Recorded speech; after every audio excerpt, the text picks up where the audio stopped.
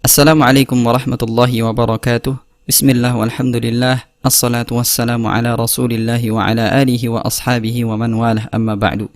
Pada video kali ini insyaallah saya akan membacakan tujuan atau kandungan yang terdapat pada surah Al-Kahfi. Barangkali teman-teman masih belum mengetahui apa yang terdapat dalam surah Al-Kahfi ini, kandungan-kandungannya. Dan kandungan ini saya kutip dari buku Ustadzuna Firanda Andirja hafizahullah ta'ala yang berjudul Tafsir At-Taisir Surah Al-Kahfi. Nah, kita langsung saja untuk membacakan kandungan yang pertama. Kandungan yang pertama adalah meluruskan akidah yang menyimpang. Tujuan dari surah ini, kalau kita lihat dari isi surah ini, maka awal surah menyebutkan tentang akidah. Jadi Allah Subhanahu wa taala menurunkan surah ini untuk memperbaiki akidah orang-orang pada zaman Nabi sallallahu alaihi wasallam. Di antaranya adalah orang-orang kafir Quraisy yang memiliki keyakinan salah tentang Allah Subhanahu wa taala, yaitu perkataan mereka bahwa Allah Subhanahu wa taala memiliki putri-putri dari kalangan para malaikat. Mereka mengatakan al-malaikatu banatullah, yang artinya malaikat adalah putri-putri Allah. Oleh karenanya Allah Subhanahu wa taala berfirman, "Wa yundziral ladzina qalu ittakhadallahu waladan." Yang artinya, dan Allah menurunkan Al-Qur'an untuk memperingatkan kepada orang yang berkata Allah mengambil seorang anak.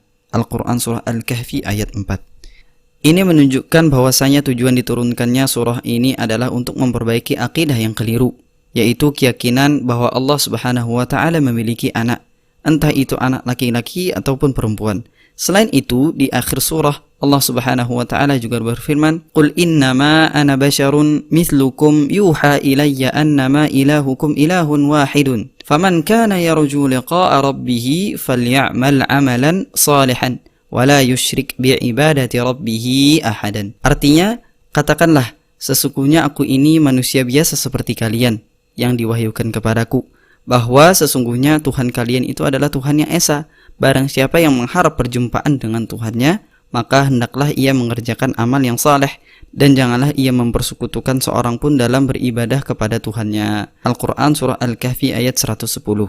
Kandungan kedua yang terdapat di dalam surah Al-Kahfi yaitu adalah penjelasan bahwa perhiasan dunia adalah ujian.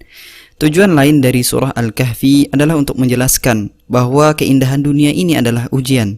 Allah Subhanahu wa taala berfirman, "Inna ja'alna ma 'alal ardi zinatan laha linabluwahum ayyuhum ahsanu 'amalan." Sesungguhnya kami telah menjadikan apa yang di bumi sebagai perhiasan baginya, agar kami menguji mereka siapakah di antara mereka yang terbaik perbuatannya. Al-Qur'an surah Al-Kahfi ayat 7. Ternyata Allah Subhanahu wa taala menciptakan segala keindahan ini berupa bumi dengan berbagai macam isinya, juga langit dengan berbagai macam keindahannya, adalah untuk menguji siapa di antara hamba-hambanya yang terbaik amalannya. Setelah itu Allah Subhanahu wa taala memerinci ujian tersebut pada ayat setelahnya dengan menyebutkan kisah-kisah dalam surah Al-Kahfi yang isinya adalah penjelasan tentang orang-orang yang diuji. Contohnya di awal surah ini Allah Subhanahu wa taala menyebutkan kisah Ashabul Kahfi yang diuji dengan ujian lingkungan masyarakat. Ketika itu mereka yang hidup beriman di suatu negeri hanya 7 orang, dan seluruh penduduknya berbuat syirik kepada Allah Subhanahu wa taala, baik raja maupun rakyat-rakyatnya. Tentu kita mengetahui bahwa pengaruh lingkungan sangatlah luar biasa. Selain itu, dan mereka juga diuji dengan ujian yang sangat luar biasa, yaitu diancam akan dibunuh dan dirajam jika tetap mempertahankan keimanan. Akhirnya tidak ada jalan keluar bagi mereka kecuali melarikan diri untuk bersembunyi di dalam goa, yang kemudian Allah Subhanahu wa taala jadikan mereka tertidur selama 309 tahun. Kandungan yang ketiga yang terdapat dalam surah Al-Kahfi adalah teman adalah ujian. Dalam surah ini juga Allah Subhanahu wa taala menyebutkan tentang fitnah teman-teman.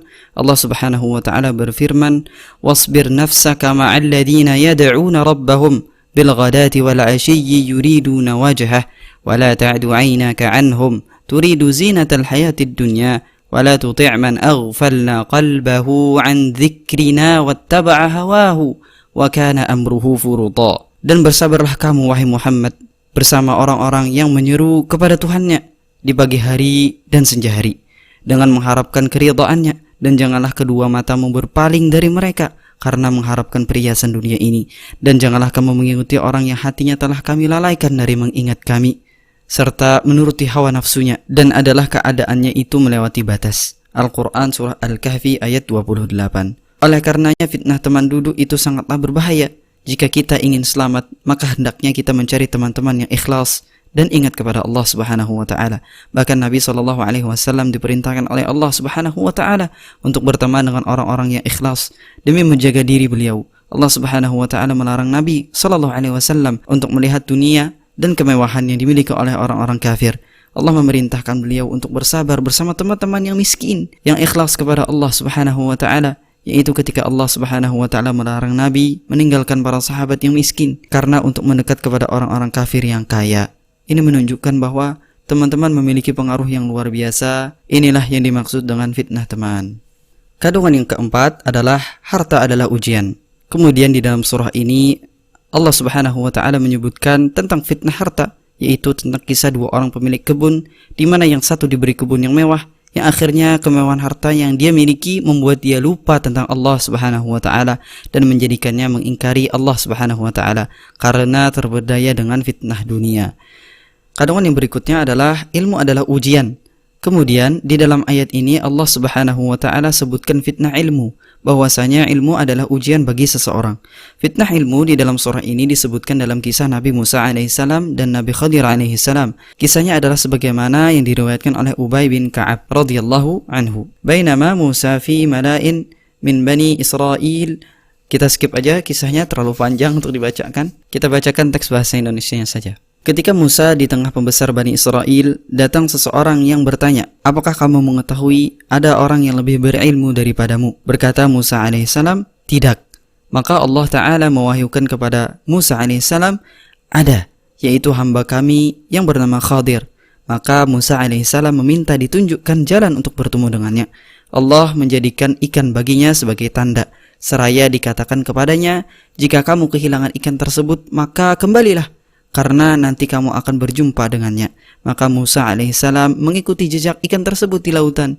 Berkatalah murid Musa alaihissalam, "Tahukah kamu, tatkala kita mencari tempat berlindung di batu tadi, sesungguhnya aku lupa menceritakan tentang ikan itu, dan tidaklah ada yang menyebabkan aku lupa kecuali syaitan." Maka Musa alaihissalam berkata, "Itulah tempat yang kita cari." Lalu keduanya kembali mengikuti jejak mereka semula. Maka akhirnya keduanya bertemu dengan Khadir alaihissalam. Begitulah kisah keduanya sebagaimana Allah ceritakan dalam kitabnya. Dalam hadis ini Allah Subhanahu wa taala menegur Nabi Musa alaihissalam bahwa tidak ada yang mewahyukan kepadanya tentang tidak ada yang lebih berilmu dari dirinya di muka bumi ini. Lalu Allah Subhanahu wa taala pun mengabarkan bahwa di sana ada hamba Allah Subhanahu wa taala yang bernama Khadir. Ia memiliki ilmu yang tidak dimiliki Nabi Musa alaihissalam. Maka Nabi Musa alaihissalam pun bersemangat untuk menuntut ilmu kepada Khadir, sehingga dia melakukan perjalanan yang jauh untuk menuntut ilmu. Para ulama menjelaskan bahwa ini adalah safar atau perjalanan yang jauh yang pertama kali dilakukan dalam rangka menuntut ilmu di alam semesta ini, yaitu safar yang dilakukan oleh Nabi Musa alaihissalam. Oleh karenanya ilmu terkadang bisa menjadikan seseorang terfitnah, maka hendaknya kita berhati-hati. Penulis, maksudnya Ustadzuna Firanda Andirja hafizahullah ta'ala, sering menyampaikan bahwa sebagaimana harta, jabatan, dan kekayaan dapat membuat seseorang menjadi sombong, maka begitu juga ilmu. Ilmu dapat membuat orang menjadi sombong. Nabi Musa alaihissalam pada saat mengucapkan hal tersebut, dia tidak sombong. Dia hanya menyangka tidak ada orang yang lebih berilmu dari dirinya. Akan tetapi prasangkanya salah. Allah Subhanahu wa ta'ala pun menegur beliau. Lantas bagaimana dengan orang-orang yang ketika diuji dengan diberi ilmu berubah menjadi orang yang sombong, angkuh, merendahkan orang lain, dan lainnya? Ini menunjukkan bahwa di dalam ilmu ada juga ujiannya. Kandungan yang keenam di dalam surah Al-Kahfi adalah kisah kerajaan Dzulqarnain. Kemudian di akhir surah Al-Kahfi, Allah Subhanahu wa ta'ala menyebutkan kisah seorang raja di antara raja-raja dunia yang sangat hebat, yaitu Dzulqarnain, yang diuji dengan kekayaan, jabatan, dan kekuasaan. Akan tetapi dia lulus dari ujian tersebut dan akhirnya menjadi raja yang bertakwa kepada Allah Subhanahu wa ta'ala. Kekuasaan Dzulqarnain tersebut terbentang dari ujung barat dunia hingga ujung timur dunia. Ia kuasai semuanya, dan semua kekuasaannya tersebut membuat dia semakin bertakwa dan bersyukur kepada Allah Subhanahu wa ta'ala. Sementara banyak orang yang baru diberi sedikit kekuasaan sudah menyebabkan dirinya menjadi sombong. Luar biasa sekali sombongnya, menjadikannya lupa diri. bahkan lupa untuk beribadah kepada Allah Subhanahu wa taala. Maka di dalam surah ini Allah Subhanahu wa taala memberikan contoh seorang raja yang diuji dengan kekuasaannya, namun tetap bertakwa kepadanya. Inilah kira-kira isi di dalam surah Al-Kahfi yang disebutkan oleh para ulama. Barakallahu fikum, semoga bermanfaat. Kalau ada salah dan khilaf itu dari saya pribadi, dan kalau ada manfaat dan kebenaran itu dari Allah Subhanahu wa taala. Subhanakallahumma wa bihamdika asyhadu an la ilaha illa ant astaghfiruka wa atubu ilaik. Assalamualaikum warahmatullahi wabarakatuh.